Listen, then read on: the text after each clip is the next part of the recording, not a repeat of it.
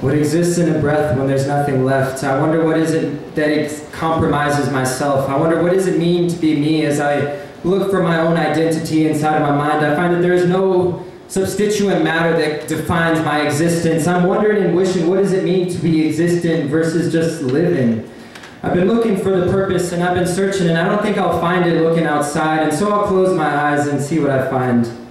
With my third eye open, I'm hoping that one day I find a better way of coping with the stress. I digress from my test every second. I think about sex, drugs, rock and roll. It's what has been sold to my soul, and it are the vices that have been holding me down once, twice, three, four, infinite, forevermore. I'll always be controlled by my cravings, and I know that this is what was taught by the Buddha in the sutras and the Timothy Learys that teach me about the sutra, the samsara cycle of existence, and this suffering that exists in each and every one of us. And I also start to see that I'm an imperfect human being that's suffering all the more every time that I can't tell myself no. When I have a particular craving that arises, I start to see that maybe my life isn't worth living anymore because I'm caught up in these vices. And it's tough to be caught in the situation where I don't know the results. This manifestation of the divine creation exists in each and every one of us, but at times I feel like there is no justice, and I'll just continue going down this road and try to find my own way home, because I don't know if it's a destination or a state of meditation. When I close my eyes,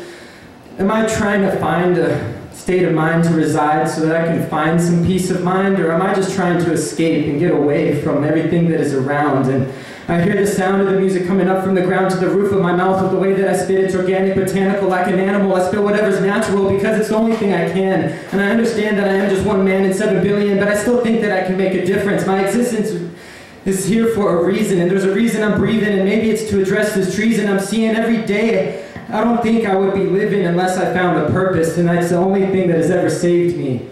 And I just want to say that perhaps there is a purpose for each and every one of us to exist, and it is perhaps the reason that we all are here is to lift someone else out of their own suffering and bring to light the fact that there is a way out of this, and that there is a light at the end of this tunnel. There is a funnel that all of us lead down into, the Tao, this essence, this energy that brings us together. There is a collectivism, there's a synergy that exists, and there is a reason why we came together in this room.